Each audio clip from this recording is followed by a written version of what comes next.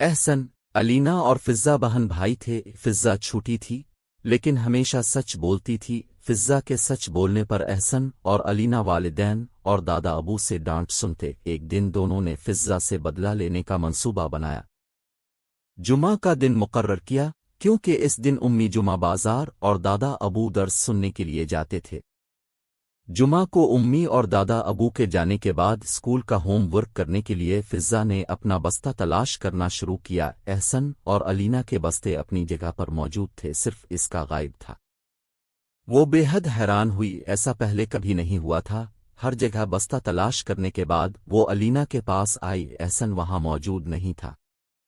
اب لوگوں نے میرا بستہ چھپا ہے نہ؟ اسے شک تھا کہ دونوں نے مل کر اس کا بستہ چھپا دیا ہے تاکہ اس کا ہوم ورک پورا نہ ہو اور اسے ڈانٹ پڑے۔ الینا نے فوراً کہا، احسن نے تمہارا بستہ چھت والے اسٹور میں چھپا دیا ہے۔ شکریہ فضا کہہ کر چھت کی طرف بڑھی۔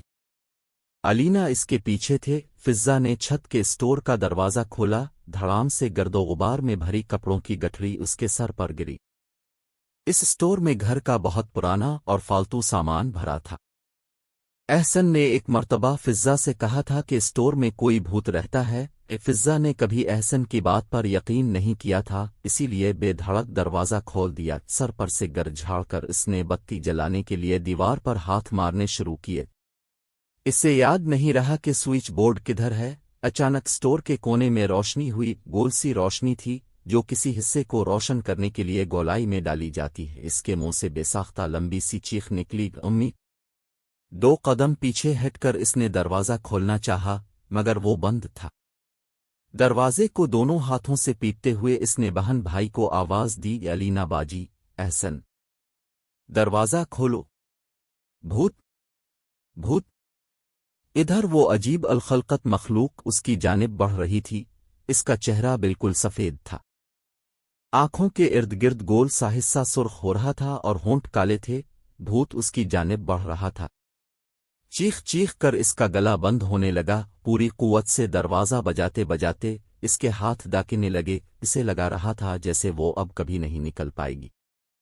بھوت آہستہ آہستہ اس کے قریب آ رہا تھا۔ فضا سے اس کی سمت دیکھا نہیں جا رہا تھا۔ بھوت اس کے بالکل قریب آ چکا تھا۔ اس نے سیاہ لباس کے اندر سے ہاتھ نکال کر اس کی جانب بڑھایا۔ فضا کی برداشت کی حد ختم ہو گئی، وہ تیور اکر گری اور بے ہوش ہو گئی۔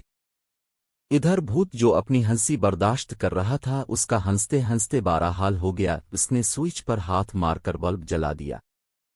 فضا! بھوک کے منہ سے چیخ برآمد ہوئی، الینا!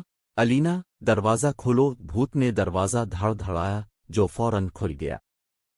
کیسا رہا؟ اس نے شوق سے پوچھتے ہوئے اندر جے نکا۔ اب بھوت بنے احسن کی طرح اس کے ہوش بھی الفاڑ گئے۔ بے ہوش پڑی فضا کے سر اور دائیں ہتھیلی سے خون نکل رہا تھا۔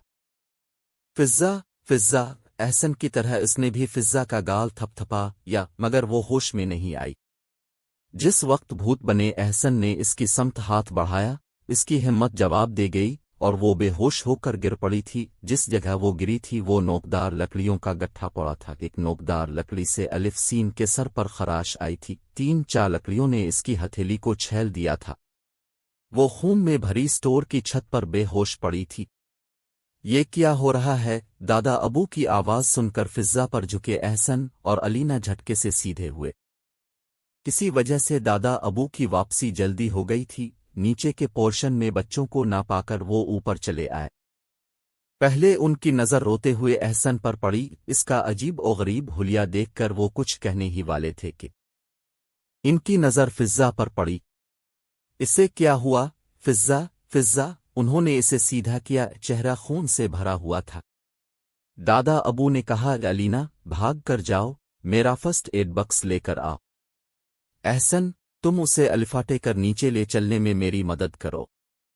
نیچے آنے کے بعد دادا ابو نے اس کے چہرے پر پانی کے چھینٹے مارے۔ وہ کسمسا کر جاگی اور دادا ابو سے لپٹ کر رو کر بتانے لگی، مجھے بھوت نظر آیا دادا ابو، بہت خطرناک۔